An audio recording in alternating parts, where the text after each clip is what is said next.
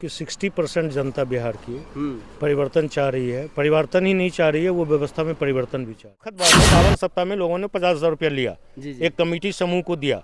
किसी बहनों के पास, किसी माताओं के पास यदि उस दिन सप्ताह में पैसा पुराने के लिए नहीं है तो उसी समूह के महिलाओं से उनको बेइज्जत कराया। तो ये आज़ादी मिलेगी हमारे माताओं को कि भाई आप 1 लाख रुपया लो, साल के अंत में 4,000 रुपया जमा करो।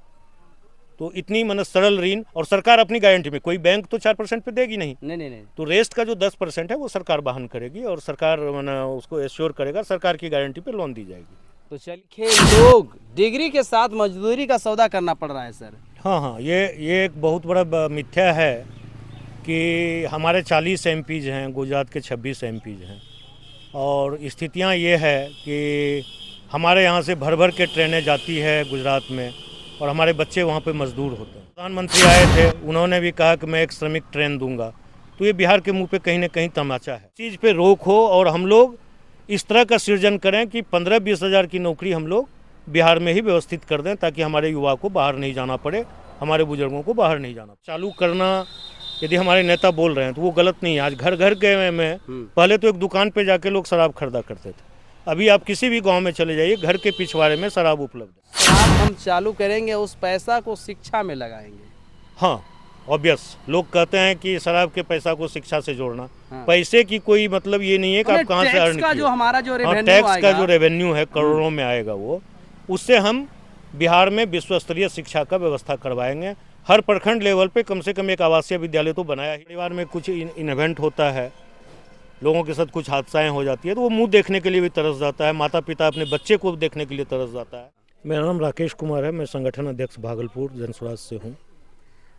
मैं एक सच्चा जनस्वराजी हूँ और सिपाही हूँ जनस्वराज का। जनता के बीच में जब जाते हैं सर, आपका उम्मीदवार के रूप में मैं एक की बात बता दूं कि 60% जनता बिहार की परिवर्तन चाह रही है। परिवर्तन ही नहीं चाह रही है, वो व्यवस्था में परिवर्तन भी चाह रही है। तो व्यवस्था में परिवर्तन देने के लिए जनस्वराज एक विकल्प के रूप में खड़ी है जी। और मुझे लगता है कि जो समस्याएं, जो अफसरशाही और जो सरकार की विफलताएं हैं, वो सामने आएगी और जनस्वराज निश्चित तौर पे अपना परचम लहराएगी पूरे बिहार में। क्या सर, कितने सीटों पे जनस्वराज पार्टी दावा है इस बार? हम लोग पूरे सीट पे 243 के 243 पे चुनाव लड़ रहे हैं, और सभी जगह आपको शिक्षित, और शिक्षित का मतलब ये नहीं होता है कि उसको समाज का एक्सेप्टेंस नहीं हो, जो जिसको समाज स्वीकार करता है। जैसे 1000 लोगों में ऐसे लोग जिसको समाज भी पसंद करता है और वो किसी भी क्राइम, बालू माफिया, शराब माफिया नहीं हो, उस तरह के प्रत्याशी आपको जनस्वराज की ओर से मिलेंगे। यानी पूरा फ्रेश। हाँ, कहीं भी किसी तरह का कोई दाग जिसके ऊपर नहीं हो। मैं संभावित प्रत्याशी हूँ यहाँ का। जी, लेकिन पार्टी जो डिसाइड करेगी उसको देखेंगे। तो चलिए, ये जनता के बीच में जाते हैं और जनस्वराज पार्टी का जो है आगाज हो चुका है। आगामी 2025 में जिस तरीके से लगातार सुशासन बाबू के राज में पढ़े लिखे लोग डिग्री के साथ मजदूरी का सौदा करना पड़ रहा है सर। हाँ, ये एक बहुत बड़ा मिथ्या है कि हमारे 40 MPs हैं, गुजरात के 26 MPs हैं, और स्थितियाँ ये है कि हमारे यहाँ से भर भर के ट्रेनें जाती है गुजरात में और हमारे बच्चे वहाँ पे मजदूर होते हैं। इधर प्रधानमंत्री आए थे, उन्होंने भी कहा कि मैं एक श्रमिक ट्रेन दूंगा। तो ये बिहार के मुंह पे कहीं ना कहीं तमाचा है। क्या हमारा ये 15 लाख जो अकाउंट में डाल रहे हैं, 15 लाख होएगा तो जुमला साबित हो गया। जो अभी निजी बातें हैं, जो गरीब को 3 डिसमिल जमीन देने की बात हुई थी, उस पर भी सरकार कुछ नहीं कर रही है। 1,80,000 परिवारों को 2 लाख रुपया देने की बात थी, और ये उस जो पर भी सरकार कुछ नहीं। जो 400 रुपये वृद्धा पेंशन, तो यदि हमारी सरकार बनी तो दिसंबर 25 से सभी 60 वर्ष के उम्र में और विधवा और विकलांग को ये जो भीख स्वरूप 400 रुपये दे रहे हैं नीतीश कुमार, उसको सीधे 2,000 रुपये कर दिया जाएगा। ये हमारी पार्टी का सीधी बात है और सीधी लोगों से बात कर रहे हैं। जो बिहार में शराब बंद है आज के डेट में, और उसको जो है आपका नेता जो है प्रशांत किशोर जी का कहना है कि नहीं, शराब को हम चालू कर देंगे। शराब चालू करना मतलब, देखिए, 2 बातें हैं। शराब चालू करना यदि हमारे नेता बोल रहे हैं तो वो गलत नहीं है। आज घर घर के में पहले तो एक दुकान पे जाके लोग शराब खरीदा करते थे, अभी आप किसी भी गांव में चले जाइए, घर के पिछवाड़े में शराब उपलब्ध है। होम डिलीवरी हो गया है, और वो गलत है। पैसा भी ज़्यादा लग रहे हैं लोगों को। महिलाओं की जो जिस प्रोटेक्शन की बात हमारे सरकार ने की थी कि शराबबंदी से हमारे महिलाओं को प्रोटेक्शन मिलेगा, पहले तो छोटी मोटी घरेलू हिंसा होकर रुक जाती थी, अभी तो लोगों की जाने जा रही है, लोग अंधे हो रहे हैं, जहरीली शराबें मिल रही है। तो और इतना बड़ा रेवेन्यू का नुकसान क्यों मतलब बिहार की जनता उठाए? नौकरी देना तो संभव नहीं है सभी आदमी को, लेकिन हम लोग ये काम कर रहे हैं कि हमारे जो बच्चे आज बाहर गुजरात, महाराष्ट्र या हरियाणा में काम कर रहे हैं, यहाँ से जाते हैं, चंद पैसे जमा करके, बहुत होता है तो 10,000 रुपये अपने परिवार को भेज पाते हैं।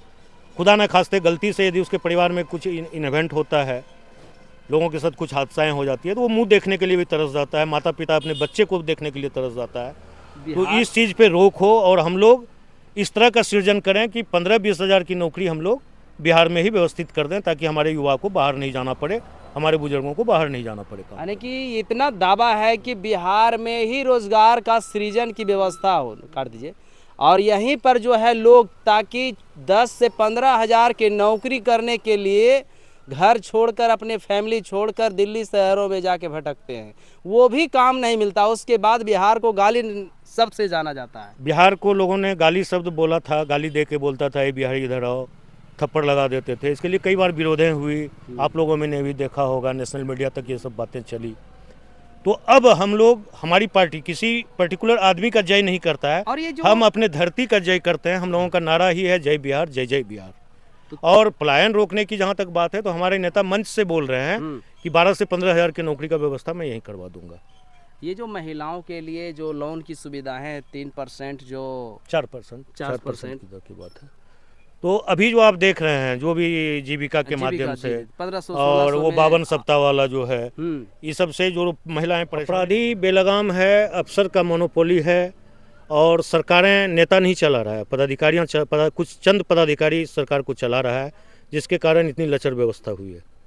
और यदि पदाधिकारियों के हाथ में रह गया इस तरह से शासन, तो हमारा समाज बर्बाद हो जाएगा। तो इनको रोकने की बात है। छोटा सा मेरा अनुभव, फीडबैक लेने के लिए आगामी 2025 पर मेरा अनुभव पर क्या विचार देना चाहेंगे, चैनल में अपना प्रस्ताव दीजिएगा। बाकी मिलेंगे नेक्स्ट वीडियो में। जय साथियों।